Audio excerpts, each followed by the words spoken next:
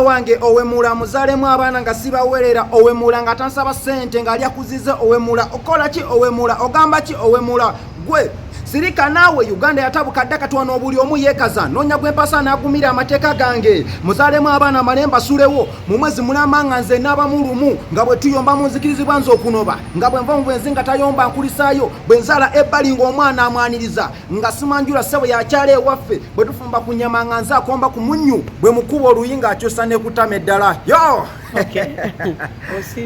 nasibye bulungi bange wasibye otya amannya gaffe amamnya mpita Simpokira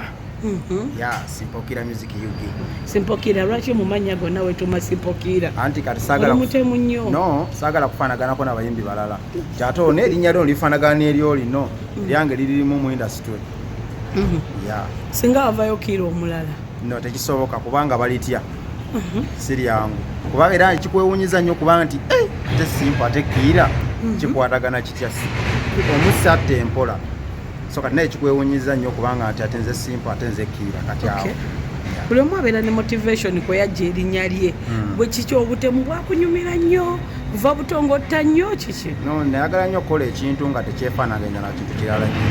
njagala nkola ekintu nga kirimu bw'omu kyova olaba n'ebyennyimba teri muntu abyefaananyiriza yadde otandika ddi okuyimba Simpokira okutandika va mu biri betwali mu biri ebyedda kibimba kusaagiriza naye kati okutandika nti ndi serious tandise mu mwezi gwa kuna mwaka guno okay otandika mwezi guno mu mwezi ogwokuna omwaka guno ani akuinspiringa era tewali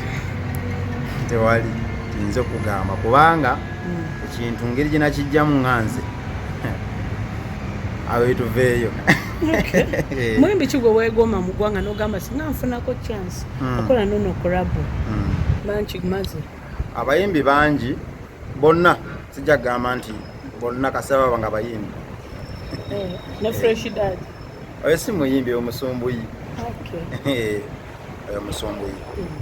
tolina specifically muyimbi nti ono bannange n'ono era nze omuntu omuyimbi wange gwempulira ku mutima lwakuba essa zino taliiwo naye nga bonna nandibyagadde naye gwe nali mpuliramu emirembe yali Pawulo Byobukafeero era kyova olaba nti bwemba ntambuleyo nga ndi wange embeera n'ennyimba z'akadonkamu njereere naye nga ne bano mbaagala sigambye nti tebamanyi kuyimba naye bamanyi era mbeetaaga naye nze gwe nali mpuliramu emirembe mu mutima yali omugenzi Pawulo Byobukafeero lwaki tewayimba generaye oba sitayiri ye naye tisigisobola ensonga lwaki saagiyimba kuba oluyimba okuluyimbira eddakiika 15 ffe tuba twakuusiremu dde obulamu oluyimba olwo lwoyimbye baluyita batya baluyita owemula kiki ekyakuleetera okuyimba ebigambo ebyo tuwulidde ogamba mbu onoonya gw'owasa ng'ali awaabo osulawo simanyawo omuzaalemu abaana nga tubaweerera yayina n'okwanjula yo ebintu ebyo nabiyimbamu ate nga biri mu ggwanga muno nasinziira ku ebyo ebintu ebiri mu ggwanga ekisookera ddala ffe nga ffe twakula ne maama taata nga talakola kitatuweerera kitegedde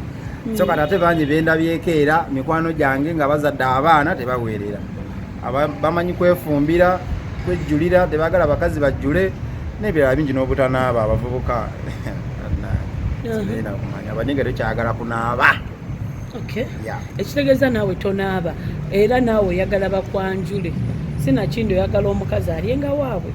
asulawo wakati weŋŋamba nti obutanaaba kitegeeza nange ndi muniga neetwalidde musijja kwejjamu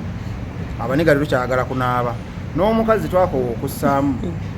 oteekamu omukazi Sente n'omala naye omwezi gumu ogenda okudda nga ate ali ne Joseph kati awo ne gubula asala kati twagala naffe batuteekemu ebintu byakyuka kati biddali vansi luno oluyimba lulekawa music industry golaba lugidevelopinga lutya ng'ovaayo advocatinga abantu okukola ebintu ebyetuluba eryo oba abavubuka okukola ebintu ebyo olwo oluyimba lulimu message lwakuba abasinga tebagifuna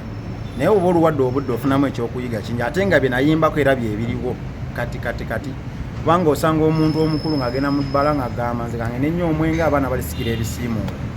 ate era nange bye nayimbako ebiri mu ggwanga bye nyimbako tuzibula amaaso message ki gye wali otuusa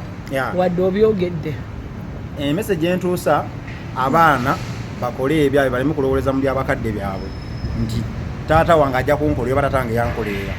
abantu ebisinga omunyi kati saalina abaana abali ku street wano omwana ava ku street wano n'agenda n'akuba n'afuna akasente aba tasibide ku za kitaawe so aba yerwaniride nga ye so kati kinagezaako okugamba nti abaana kangene nnyo omwenge abaana balisikira ebisiimuula abaana nabo bajja okwekolerera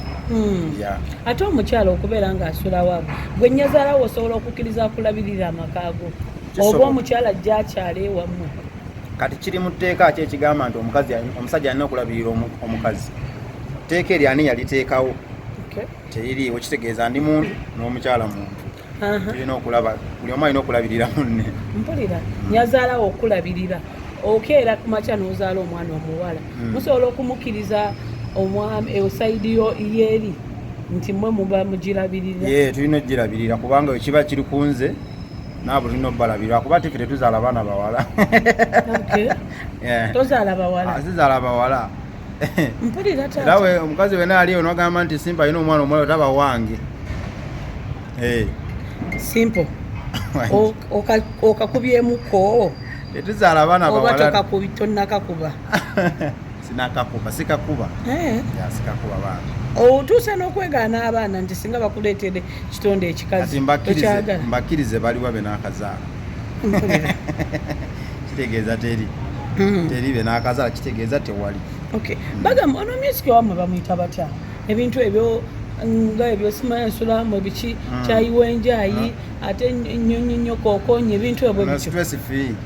bamuyita batya stress free teri kubeera okwebbawa biki nno sabula tugende eyo general ki agwa mu style ki oyo ali yekka kubanga niwe nakugamba nti agwa mu style bweti mu Uganda tojja kitegeera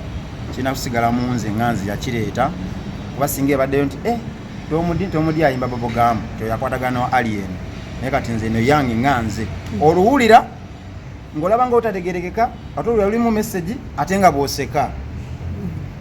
bagamba ennyimba ng'ezo zoonoonye industry y'eggwanga naddala mu music okyogerako ki luyimba kyo lwali olwo lwennyini luneemu omukyala asule abeere waabwe industry kyeki ya music music etuyimba era industry ayita mu bantu nga ffe kitegeeza nti olwo oluyimba emana otadde mu bantu ne baluwulira ne balugjamu kye balugjeemu ate era n'oluwulira nosigala ng'okyaluwulira luba terunonye industry kuba lukuzibula buzibuzi maaso kasita oba ng'olutaddemu leero n'oluwulira nekya n'olweyongeza n'oluddako ogamba kituufu omwana yayimbye naye saabitegedde kale eyambira music wammwe ayambirawo eggwanga nga bw'ogambye nti teryonoona anti kati bino ebintu kati byakyukamu waliwo abayimba okubuulirira waliwo abayimba naye kati ffe tuyimba kujjako bantu stress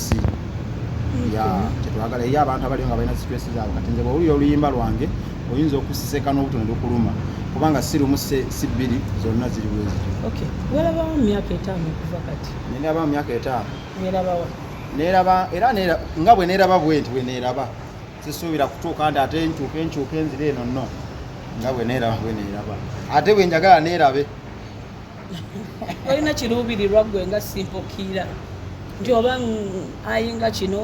njagala nfune kino ntuuke ku kino ng'omuntu nze ekiruubirwa kyenina bulamu tekasamba n'obulamu terikigaana so ninaaba n'ebintu mbeere n'amamotoka zikalina naye nga sirina bulamu kitegeeza tebina kye binnyamba naye bwe mba n'obulamu buli kimu kikola ki kyekiruubirwa kyenjagala nsigaye n'obulamu bwange paka mu myaka nga 8 nga weebuli awo ne bwe nfiira mu myaka 8 mbasitomo